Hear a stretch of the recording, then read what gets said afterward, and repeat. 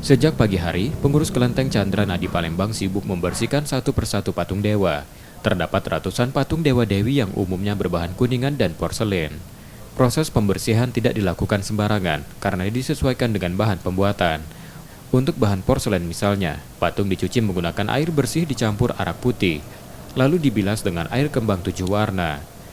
Seusai dibersihkan, patung-patung ini akan dikembalikan lagi ke tempatnya semula. Selain patung, pembersihan juga dilakukan pada altar dan hyolo atau wadah dupa. Ada makna tersendiri di balik ritual pembersihan patung ini, yakni sebagai simbol penghormatan kepada para dewa dan leluhur.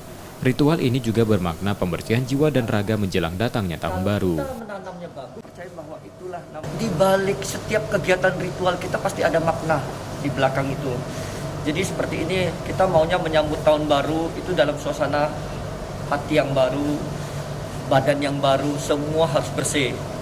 Nah, hari ini juga kita bersih-bersih, kita sudah siap menyambut tahun baru supaya hati kita ke depan itu juga harapannya kita semua bersih, rezeki bagus, semua bersih, yang kotor-kotor kita buangkan.